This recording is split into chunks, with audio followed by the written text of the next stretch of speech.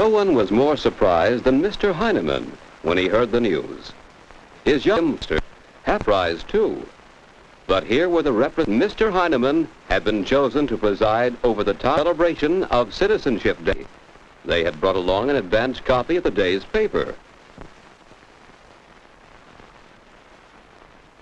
In making their selection, the committee had followed a checklist which was published in the paper. A good citizen will perform basic civic duties, take part in group activities, know and obey the law, keep informed on public affairs, be a good neighbor. When the committee left, Jim began to think about those qualifications, and as he went on to study more about citizenship and think back over the events of the past year, he came to understand what a good citizen really is. A good citizen will perform basic civic duties. What are they? You know one. Pay taxes. It's your duty to pay and know why you pay. You pay for federal courts of justice, state universities, municipal waterworks. You pay for thousands of other services which the voters have elected to receive. Before you complain about taxes, think how much it would cost if each of us had to buy these services separately. Ask yourself which of these benefits you'd care to sacrifice. Would you close the local library? Let the state highways go to ruin?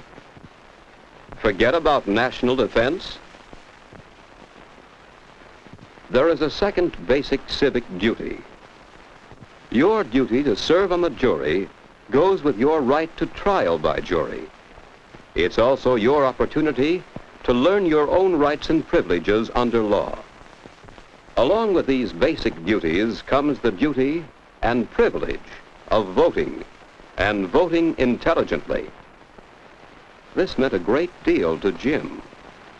When I'm old enough to vote, I'll use my ballot for all it's worth. I'll listen to the claims of all parties and all candidates. Then I'll try to get behind the vague promises and the alibis and get the facts so I can judge the real issues and the real candidates. And I'll be willing to get out and work for good candidates. That brings us to our second point. A good citizen will take part in group activities.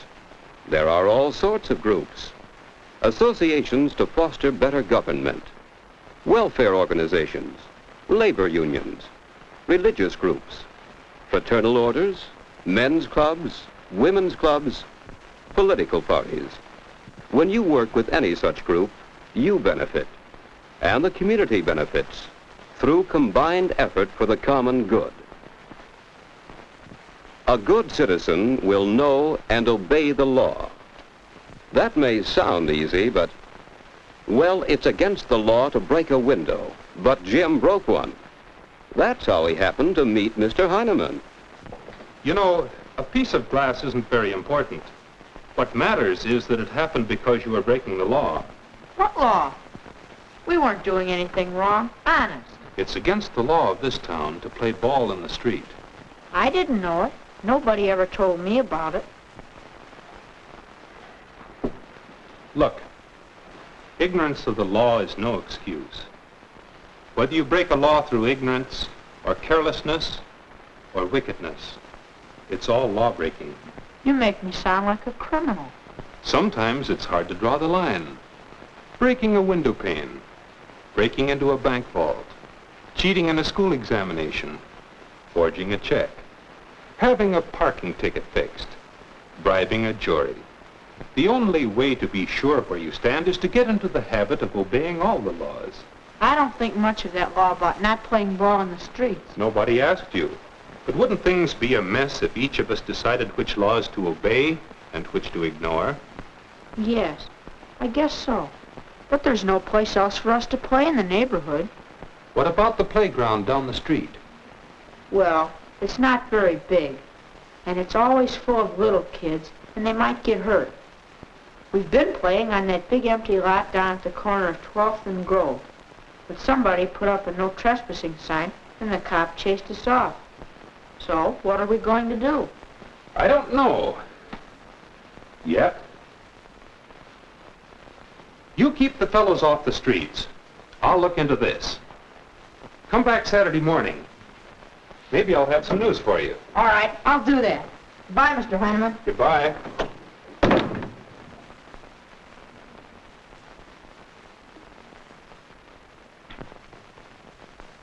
Say, that's a neat job you're doing. All the fellas chipped in to buy the glass. That's good. But as I was saying, I had a talk with Mr. Carpenter, who owns that property where you fellows used to play ball. Trouble was, the neighbors were complaining that you ran all over their property, tearing up their lawns and breaking shrubs and flowers. Did you? Well, yes, I guess so. Well, I'm afraid they had every right to do as they did, call upon the law to protect their property. There, how's that? Very good.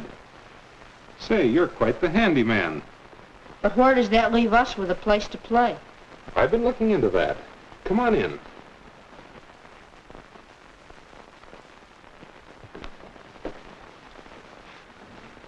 I've talked it over with some people, town officers, school officials, members of the park board. Look here. Here's the playground where the little kids play. Originally, the town owned all this property, which was to be made into a big playground. What happened? Oh, some shrewd operator moved in and bought the property. Because the citizens weren't alert to what was going on, he persuaded the town that it needed his money more than it needed land. And now everything else is built up. That's right. All but the Carpenter property. And that's where they won't let us play. No. But if the town were to buy the land and build a good high fence around it... Yeah, sure. That ought to do it. But the town doesn't have any money.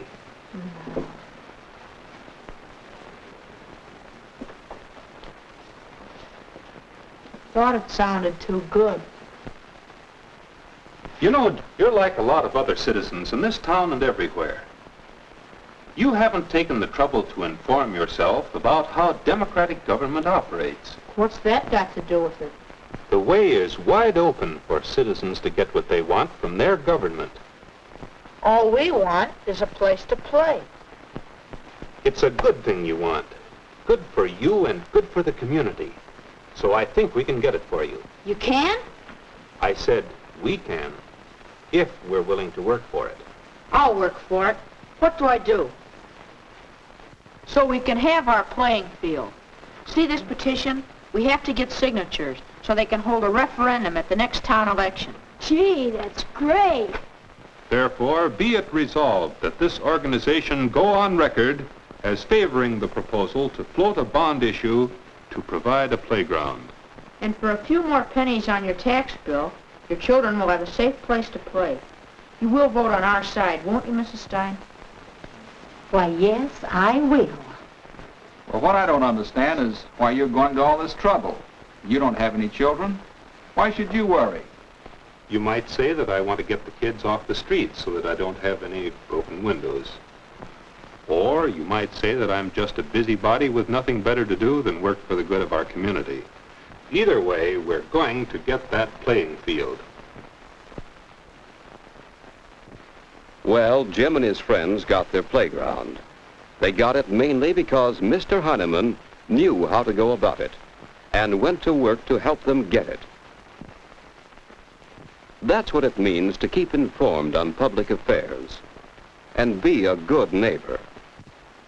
So it's really not surprising, after all, that Mr. Heineman was named first citizen of the town. He meets every test of good citizenship as outlined in the checklist. How about you? Are you a good citizen?